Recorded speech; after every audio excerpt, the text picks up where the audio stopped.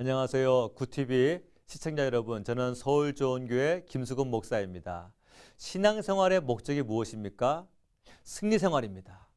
그냥 힘들 때 믿고 의지하고 마음 기대는 정도가 아니라 무슨 일을 만나든지 하나님의 도우심으로 승리하는 것, 그것이 바로 우리 신앙생활의 목적인 것입니다. 그러므로 여러분들의 신앙생활이 승리생활 되시기를 축복합니다. 그 첫 번째는 바로 믿음의 길을 걷는 거예요. 히브리서 11장 8절 말씀에 믿음으로 아브라함은 부르심을 받았을 때에 순종하여 장래 유업으로 받을 땅에 나아갈새 갈 바를 알지 못하고 나아갔으며. 자, 한번 따라서 외칩시다. 주님, 알고 가는 것이 아니라 믿고 갑니다. 그래요. 알고 따라가려고 할 때에 시험이 찾아옵니다. 근데 믿고 따라갈 때에 시험될 일도 없어요. 아브라함은 믿고 갔는데 우리는 자꾸 알고 가려고 합니다. 아브라함은 길을 몰랐고 목적지가 안 보였지만 믿고 갔습니다.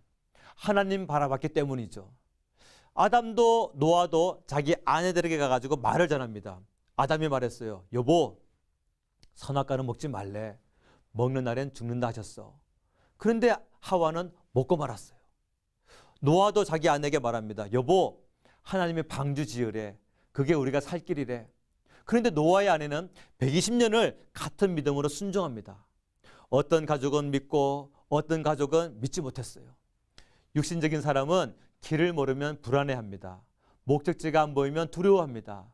환경을 바라보기 때문에 그래요. 믿고 가지 못하면 이해할 수가 없네 라는 말을 반복합니다. 또는 왜 내게 이런 일이 생기게 하셨죠? 라고 원망하게 됩니다.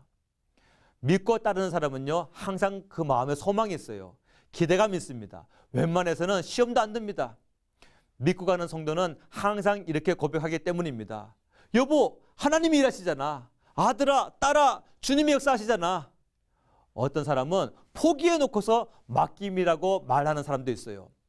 그런데 포기에는 소망이 없습니다. 그러나 맡김에는 소망이 있어요. 믿음이 좋으니까 새 일을 행하실 하나님을 기대하는 소망이 있는 것입니다. 여러분, 믿음의 길이 반석 위를 걷는 길인 것입니다. 두 번째, 연합의 길입니다. 누가복음 10장 37절 말씀에 예수께서 이르시되 가서 너도 이와 같이 하라. 한번 따라서 외칩시다. 주님, 혼자 가는 것이 아니라 같이 갑니다. 혼자서 가는 사람이 꼭 시험 들어요. 함께 같이 가려 할 때에 세움을 주십니다. 그것이 교회예요. 어느 날 인형을 많이 가진 소녀의 집에 귀한 손님이 왔어요. 이 소녀는 신이 나가지고 자기의 여러 인형을 많이 보여주었습니다. 구경을 다 한 손님이 얘야, 네가 가진 가장 좋아하는 인형은 어떤 거니?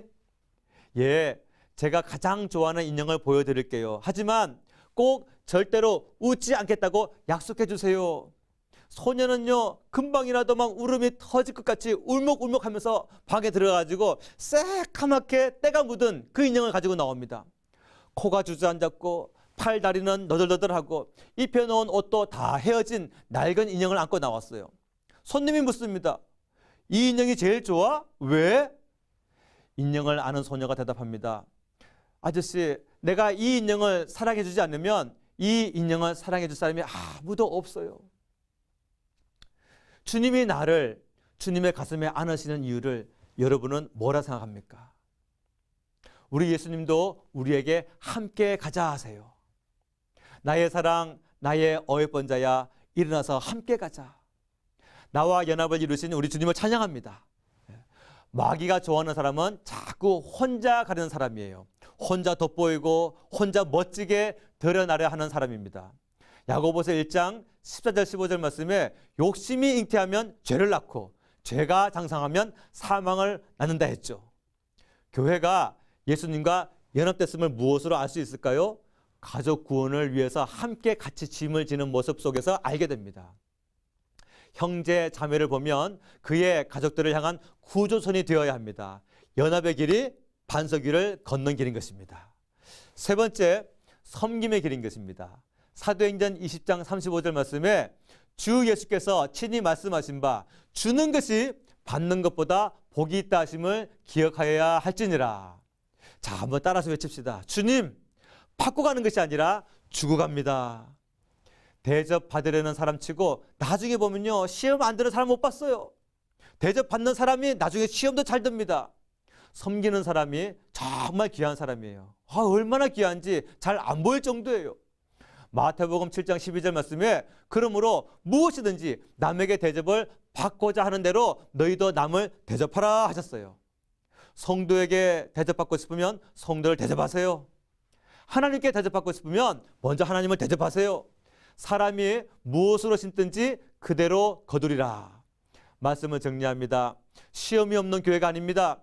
시험이 있으나 시험에 들지 않는 교회, 시험을 이김으로 승리하는 교회가 바로 반석 위에 세워진 교회입니다.